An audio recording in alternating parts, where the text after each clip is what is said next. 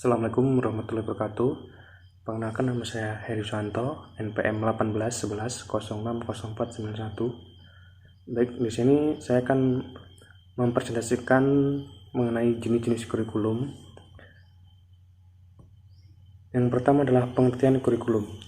Kurikulum adalah seperangkat rencana dan pengaturan mengenai tujuan, isi dan bahan pelajaran serta cara yang digunakan sebagai pedoman penyelenggaraan kegiatan pembelajaran untuk mencapai tujuan pendidikan tertentu.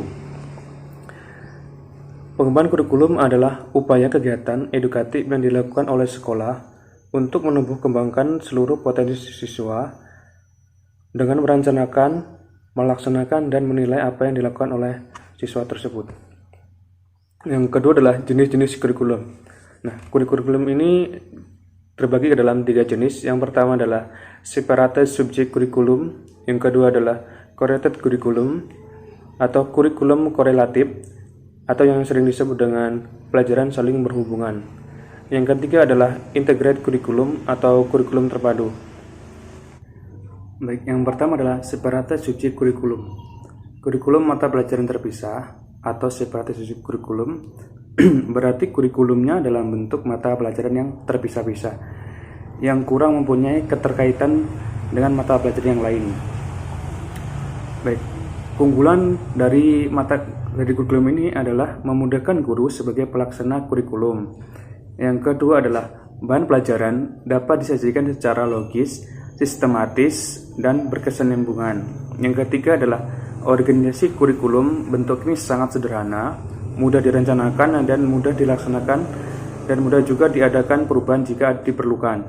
Yang terakhir adalah kurikulum ini mudah dinilai untuk mendapatkan data-data yang diperlukan untuk dilakukan perubahan seperlunya. Selain memiliki kelebihan, kurikulum ini juga memiliki kelemahan. Yang pertama adalah perkembangan dan pertumbuhan anak tidak harmonis. Yang kedua, kelemahannya adalah kurang memperhatikan masalah-masalah yang dihadapi anak secara faktual dalam kehidupan mereka sehari-hari. Yang ketiga adalah cenderung statis dan ketinggalan zaman. Dan yang terakhir adalah kurikulum bentuk ini sangat terbatas karena hanya menekankan pada perkembangan intelektual dan kurang memperhatikan faktor-faktor lain. Baik, yang kedua adalah correlated kurikulum atau kurikulum korelatif atau yang disebut dengan pelajaran saling berhubungan. Mata pelajaran dalam kurikulum ini harus dihubungkan dan disusun sedemikian rupa sehingga yang satu memperkuat yang lain dan yang lain melengkapi yang lain.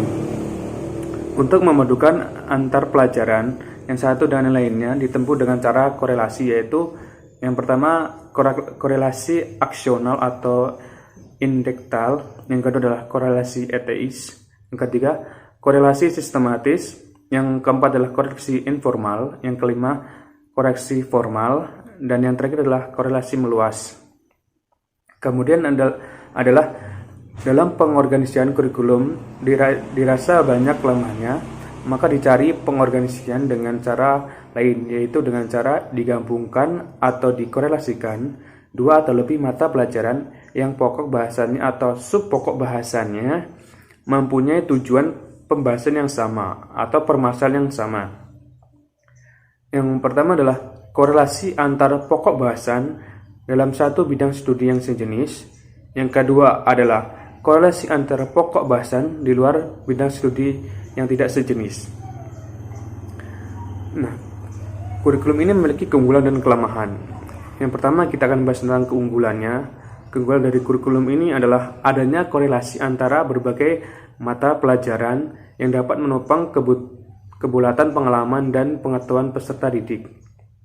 Yang kedua adalah adanya korelasi antara berbagai mata pelajaran memungkinkan peserta didik untuk menerapkan pengetahuan dan pengalamannya secara fungsional.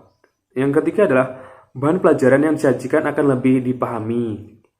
Yang keempat, pemahaman murid tentang bahan yang diajarkan akan lebih luas. Yang kelima adalah minat murid untuk mempelajari bahan pelajaran bertambah. Dan yang terakhir adalah bahan yang disajikan lebih jelas dan lebih bermanfaat dalam kehidupannya. Kemudian selanjutnya adalah kelemahan dari kurikulum ini. Yang pertama adalah Kurikulum bentuk ini pada hakikatnya masih bersifat subjektif konkret dan belum memiliki bahan yang langsung dengan minat dan kebutuhan peserta didik serta masalah-masalah kehidupan sehari-hari. Yang kedua adalah penggabungan beberapa mata pelajaran menjadi satu kesatuan dengan lingkup yang lebih luas, tidak memberikan pengetahuan yang sistematis dan mendalam. Yang ketiga adalah integrated kurikulum atau kurikulum terpadu.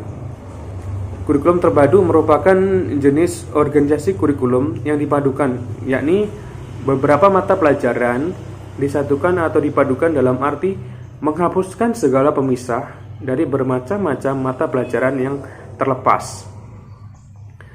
Pengorganisasian bahan pada jenis kurikulum ini didasarkan atas 3 unsur, yaitu yang pertama unsur aktivitas anak atau child-children curriculum. Yang kedua adalah unsur sosial, yang ketiga adalah unsur minat dan kebutuhan anak. Kurikulum ini memiliki keunggulan dan kelemahan. Yang pertama adalah keunggulannya. Segala hal yang dipelajari dalam kurikulum unit bertalian erat dengan yang lain. Yang kedua adalah kurikulum ini sesuai dengan teori tentang belajar yang mendasarkan berbagai kegiatan pada pengalaman, kesanggupan, kematangan, dan minat peserta didik. Yang ketiga adalah adanya hubungan erat antara sekolah dan masyarakat. Selain memiliki keunggulan, kurikulum ini juga memiliki kelemahan. Kelemahannya adalah kurikulum ini tidak mempunyai organisasi yang logis dan sistematis. Yang kedua, pelaksanaan kurikulum bentuk ini amatlah repot. Yang ketiga adalah dengan kurikulum bentuk ini tidak dapat dimungkinkan adanya ujian umum. Yang kemudian adalah jenis-jenis kurikulum jika dilihat dari sudut pandang guru. Sebagai pengembang kurikulum terbagi dalam tiga kurikulum. Yang pertama adalah open kurikulum atau kurikulum terbuka.